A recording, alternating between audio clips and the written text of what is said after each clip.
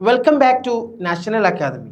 NIOS SSLCയിലെ social സയൻസിലെ 7ാമത്തെ അധ്യായമായിട്ടുള്ള ബ്രിട്ടീഷ് ഭരണത്തിനെതിരെയുള്ള ജനകീയ പ്രതിരോധം എന്നുള്ള അധ്യായമാണ് നമുക്കിനി ഒരു വീഡിയോയിൽ പറയാനുള്ളത്. ബ്രിട്ടീഷ് കൊളോണിയൽ ഭരണം ഇന്ത്യൻ സമൂഹത്തിൻ്റെ എല്ലാ വിഭാഗങ്ങളിലും വമ്പിച്ച സ്വാധീനം ചെലുത്തിയിട്ടുണ്ട്. വർഷം തോറും മാറി മാറി അപരിചിതർ നിങ്ങളെ ഭരിക്കുന്നത് നിങ്ങൾക്ക് ഭാവനയിൽ കാണാൻ കഴിയുമോ? ഇല്ല, ഒരിക്കലുമില്ല. 1947 ശേഷം, അതായത് ഇന്ത്യ ഒരു സ്വതന്ത്ര രാജ്യമായതിനു ശേഷം ജനിച്ചവരാണ് നമ്മളെല്ലാവരും. ബ്രിട്ടീഷുകാർ ഇന്ത്യയെ കീഴടക്കി അവരുടെ കോളനിയാക്കിയത് നിങ്ങൾക്കറിയാമോ? അതിനുവേണ്ടി അവർക്ക് കടുത്ത ചെറുത്തുനിൽപ്പുകൾ ജനങ്ങളിൽ നിന്ന് നേരിടേണ്ടി വന്നിട്ടുണ്ട്. ആഭ്യന്തര ലഹളകളുടെ മറ്റു ശ്രേണി തന്നെ ഇക്കാലങ്ങളിൽ ഉണ്ടായിട്ടുണ്ട്. ഈ ലഹളകൾ അല്ലെങ്കിൽ വിപ്ലവങ്ങൾ നയിച്ചത് ബ്രിട്ടീഷുകാർ സ്ഥാനഭ്രഷ്ടരാക്കിയ ഭരണാധികാരികളായിരുന്നു. അതുപോലെ കീഴടക്കപ്പെട്ട പ്രദേശങ്ങളിലെ മുൻ ഉദ്യോഗസ്ഥർ, നിസ്വരാക്കപ്പെട്ട സെമീന്ദർമാർ, പോളിഗർമാർ എന്നിവരായിരുന്നു. ഈ പാഠത്തിൽ ചില പ്രധാനപ്പെട്ട ജനകീയ പ്രക്ഷോഭങ്ങൾ, അവയുടെ സ്വഭാവവും പ്രാധാന്യവും തുടങ്ങിയ കാര്യങ്ങൾ നമുക്ക് പഠിക്കേണ്ടതായിട്ടുണ്ട്. അതുപോലെ ഇന്ത്യൻ ദേശീയ പ്രസ്ഥാനത്തിൽ വലിയ സ്വാധീനം ചെലുത്തിയിട്ടുള്ള 1857 ഇന്ത്യൻ വിപ്ലവത്തെക്കുറിച്ചും അതോടൊപ്പം നമുക്ക് പഠിക്കേണ്ടതുണ്ട്. ഈ പാഠത്തിലൂടെ നമ്മൾ പഠിക്കുന്നത് ഒന്നാമതായിട്ട് കൊളോണിയൽ ഭരണത്തിനെതിരായി 1857 മുമ്പ് നടന്ന ജനകീയ പ്രതിരോധ പ്രസ്ഥാനങ്ങളുടെ കാരണങ്ങൾ ചർച്ച ചെയ്യാനാണ്. അതുപോലെ രണ്ടാമതായിട്ട് 1857 വിപ്ലവത്തിലേക്ക് നയിച്ച പ്രശ്നങ്ങളും കാരണങ്ങളും ചർച്ച ചെയ്യുന്നുണ്ട്.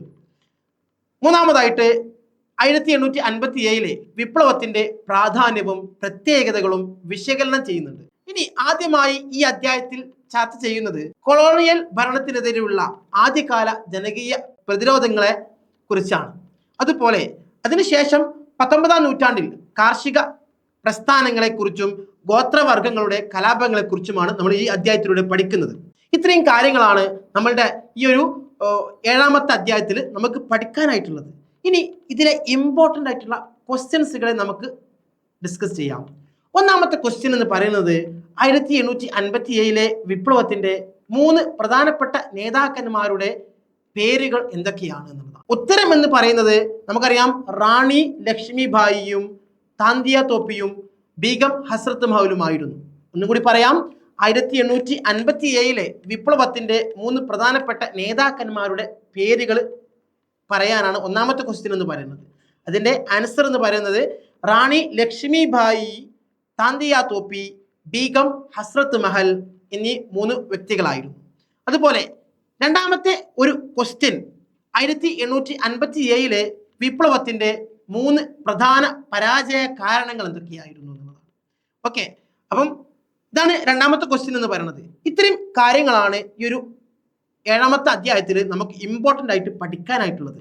ഒന്നും കൂടി പറയാം, കൊളോണിയൽ ഭരണത്തിനെതിരായി 1857 മുമ്പ് നടന്ന ജനകീയ പ്രതിരോധ പ്രസ്ഥാനങ്ങളുടെ കാരണങ്ങളാണ് ഈ ഭാഗത്തിൽ പ്രധാനമായിട്ടും നമുക്ക് ചർച്ച ചെയ്യാനുള്ളത്. ഓക്കെ, രണ്ടാമത്തെ ചർച്ച എന്ന് പറയുന്നത് 1857 വിപ്ലവത്തിലേക്ക് നയിച്ച പ്രശ്നങ്ങളും കാരണങ്ങളും ചർച്ച ചെയ്യുന്നുണ്ട്.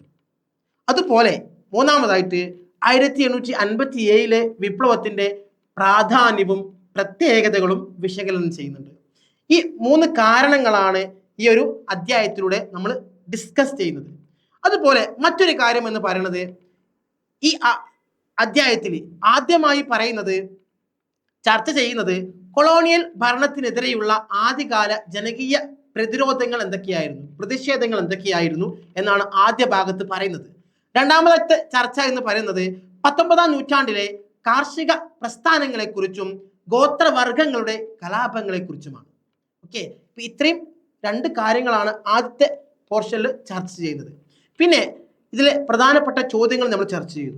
എന്തായിരുന്നു ഒന്നാമത്തെ ചോദ്യം എന്ന് പറയുന്നത്, 1857 വിപ്ലവത്തിന്റെ 3 പ്രധാനപ്പെട്ട നേതാക്കന്മാരുടെ പേരുകൾ എഴുതാനാണ്.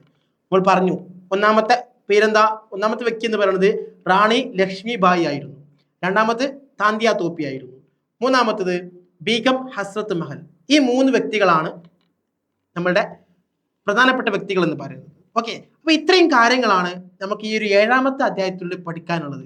ഇനി കൂടുതൽ അറിയാനും പഠിക്കുവാനും താല്പര്യമുള്ള വിദ്യാർത്ഥികളാണ് നിങ്ങളെങ്കിൽ ഞങ്ങളുടെ നാഷണൽ അക്കാദമിയിൽ ജോയിൻ ചെയ്ത് അഡ്മിഷൻ ഉറപ്പുവരുത്തുക. Thank you to all.